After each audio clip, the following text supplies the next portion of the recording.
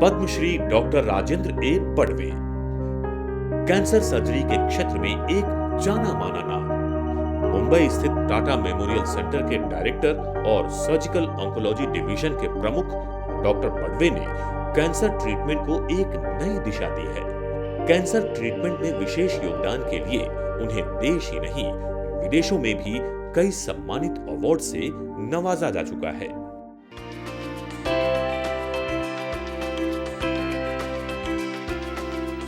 Cancer for a layman is fear.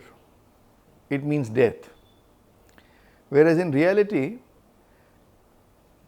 cancer is less understood and hence misunderstood.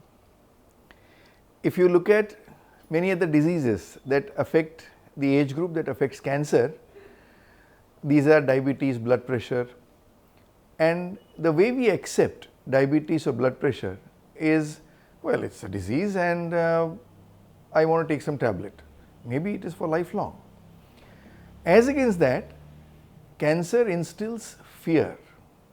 दिल में एक डर है, भय है. Now imagine if I were to see 100 cancer patients at age 45, barely 60 to 70% of them would make it to age 60. Whereas if the same diagnosis was either diabetes or blood pressure, this 60-70 would not be 60-70, it would be less than 50%. And yet we fear cancer and we don't fear diabetes and blood pressure. What needs to be understood is cancer, if detected early, is immensely curable. Medically, if you see what cancer is, it's corruption. It's corruption of cells. Cells defy the rules and regulations of body and start growing. And there are simple causes of cancer which are preventable. I would enumerate 3 of them. The first one is tobacco, the second is obesity, and the third is personal hygiene. To a great extent, all these 3 are correctable.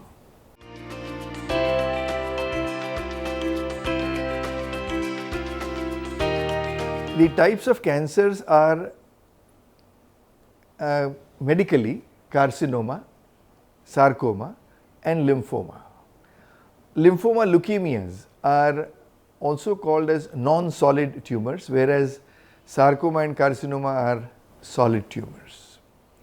If you look at the numbers across India for these, we have on an average about 90 to 100 for every 1 lakh population every year.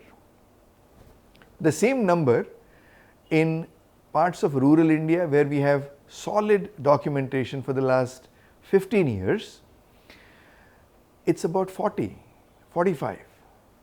And the same numbers, if you were to go to United States, it would be about 300 to 350 for every 1 lakh population every year. So we are much better off in our villages. If I were to elaborate on that, the numbers in our villages are dream numbers for United States.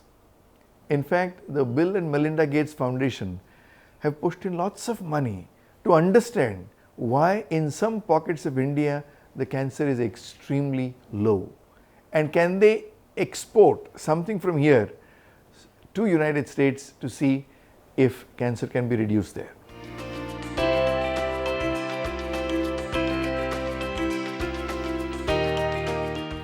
In India, there are 3 kinds of common cancers. The first is tobacco related. The second is uterine cervical cancer in women and penile cancer in men. Both these I have put together. Penile cancers are not very common. It is the cervical cancer that is common, but both are related to poor personal hygiene.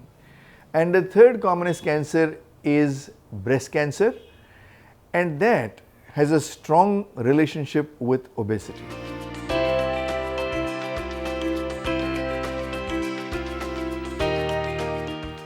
Let me tell you that there is nothing unique about cancer.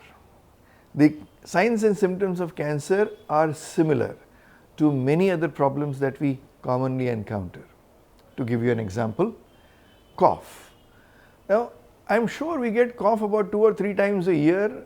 Almost all of us get it sometime or the other, but that is not the symptom for cancer.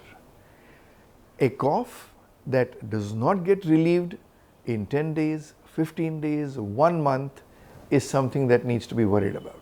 So, symptoms of cancer are similar to many other symptoms which are very, very common, but when these symptoms are persistent, persistent constipation in somebody who is non-vegetarian in his regular diet is something that needs to be worried about. As against that, if you look at a lump in any part of the body which is painless, and it is not something which has been there for donkey's years, something which is not there for a very short time either. So, something that has been there for an intermediate time, painless lump in any part of the body. Any ulcer in any part of the body, maybe it is in the mouth, it is in any other part of the body, again an ulcer which is not healing and it is rarely painful. It is rarely painful. So, cancer at the beginning is relatively low in symptom and is painless. As against that, a cancer that is very advanced produces intractable pain and it is frightening. It is this intractable pain that makes cancer frightening.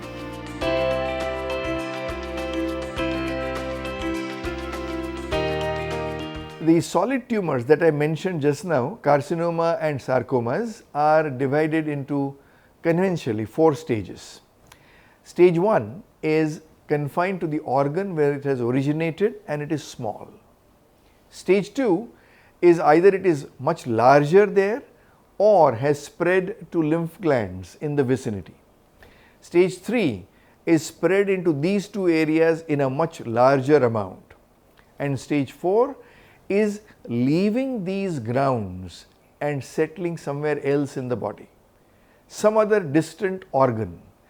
Now, once the cancer leaves the primary organ and the lymphatic basin and goes somewhere else, it is no more curable.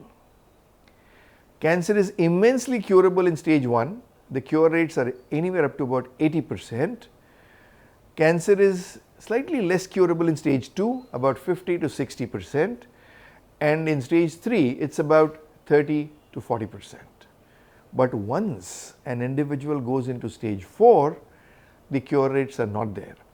Then the goal of treatment is to shake hands with the cancer and try and prolong meaningful life with good quality.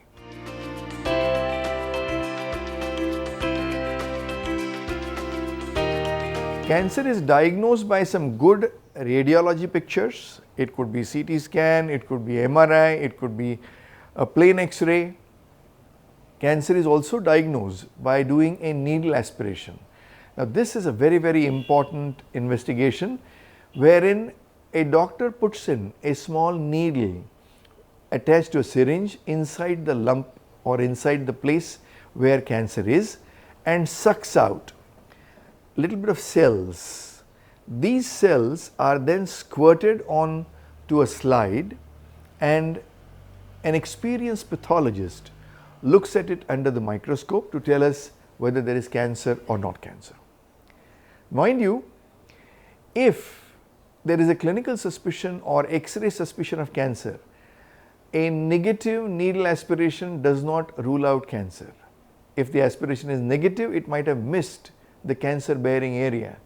So, it is mandatory to do some additional test if the test is negative when the index of suspicion is very high.